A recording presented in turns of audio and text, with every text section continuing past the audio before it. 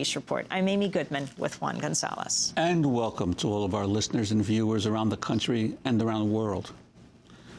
The White House has rejected reports that President Bush tried Monday during his meeting with President-elect Obama to link aid to the auto industry to Democratic support for a free trade pact with Colombia. White House Press Secretary Dana Perino said Tuesday that the president did not suggest a, quote, quid pro quo, even though he does support free trade with Colombia.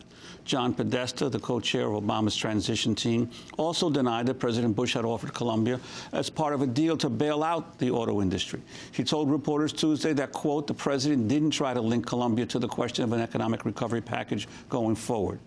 Democratic lawmakers, meanwhile, are preparing to push for emergency legislation to help the automakers during the lame duck session of Congress next week. House Speaker Nancy Pelosi said that she had asked Congressman Barney Frank to begin drafting legislation to use part of the $700 billion bailout to assist the auto industry. General Motors shares fell to their lowest point Tuesday since 1943. We're joined now by two guests. Mark Brenner is with us. He's the director of Labor Notes, the largest circulation cross-union national publication in the country. He joins us here in our Firehouse studio.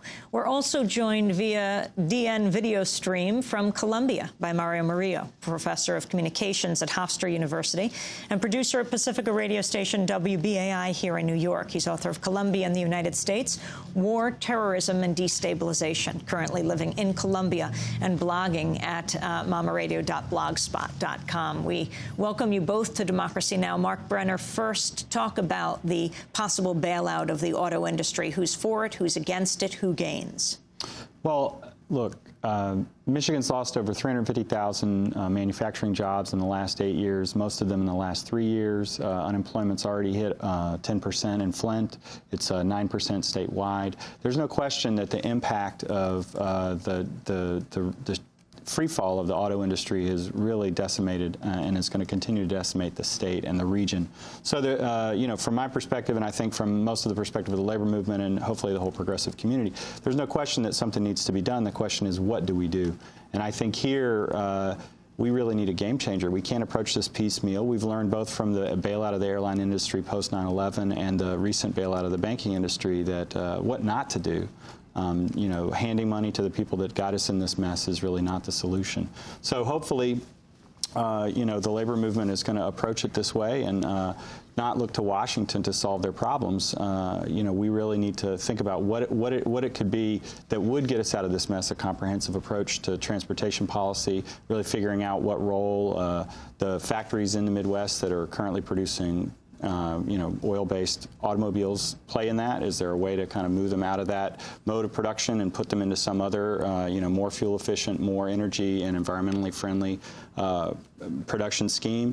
And how does that fit into the spectrum of transportation? There's no question that all those should be on the table now.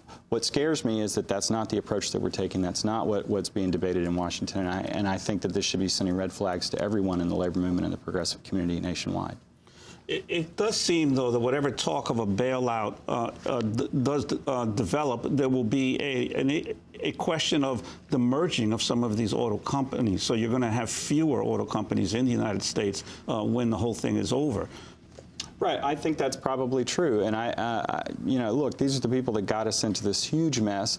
And unfortunately, the union has followed them lockstep for over 40 years. Whenever it came to environmental standards, whenever it came to the kind of innovation that would actually have put them in a much better position to, you know, weather the current economic climate. So I think we do have to you know, not look to Detroit either and to the big three for the solutions here. What really is scary to me is the adjustments that we've seen historically and just in recent times.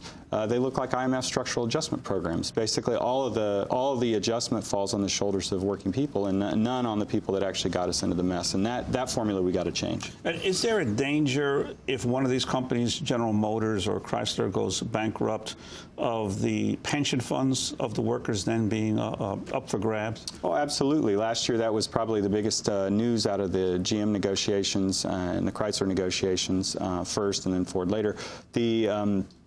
this establishment of a voluntary employment benefit association. It's a VEBA, is what it's known in the industry.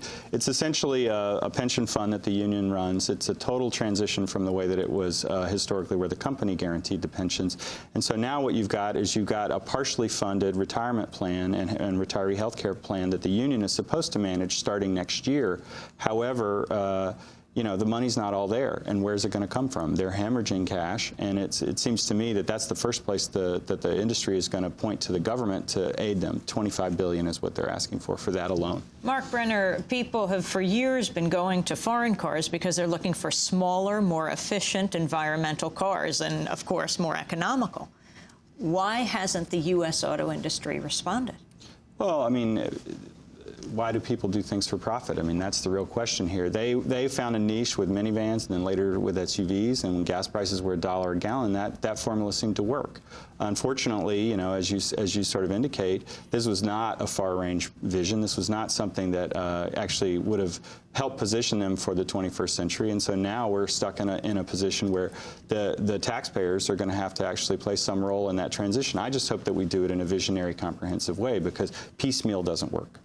There's also General Motors, as I understand it, they have a financing arm, GMAC, which is now trying to convert itself into a bank in order to be able to access the $700 billion bailout. From your perspective, is this a positive step or not? Well, I think I look at it as a negative because it keeps us within the sort of framework that we're in right now, which is the way that the money's been giving away with no strings attached, with no accountability, with actually no say. Can you imagine becoming a shareholder in an organization without actually having a voice, without having a vote? That's exactly what the federal government did in the banking industry, and that's what they seem poised to do in the auto industry. It makes no sense whatsoever. All right, let's talk about the allegations that are swirling about that President Bush said a kind of quid pro quo. He's against the bailout of the auto industry, but he's going to do it if the Democrats will support the Colombia so-called free trade deal. Right, that's the rumor. That's was, as you reported, denied by the White House. But I honestly just scratched my head when I heard this news, because it seemed to me like the one thing that Barack Obama mentions in the debate that seems remotely labor-related is what's happening to unionists and other labor activists in Colombia being murdered, and the concern around that, and whether we would sign a free trade agreement with the country. And then here we are, the one thing that he seems to want to tie the auto industry to. It felt like he was giving Obama the finger. Mario Murillo, you're in Colombia. The reaction there to this question of Colombia coming up in the first meeting between President-elect Obama and President Bush? Well, as you would imagine, anytime anything is mentioned in U.S. press about Colombia, it becomes front-page headlines and the biggest talk of the radio shows in the morning here in Colombia. So naturally, it's getting a lot of attention.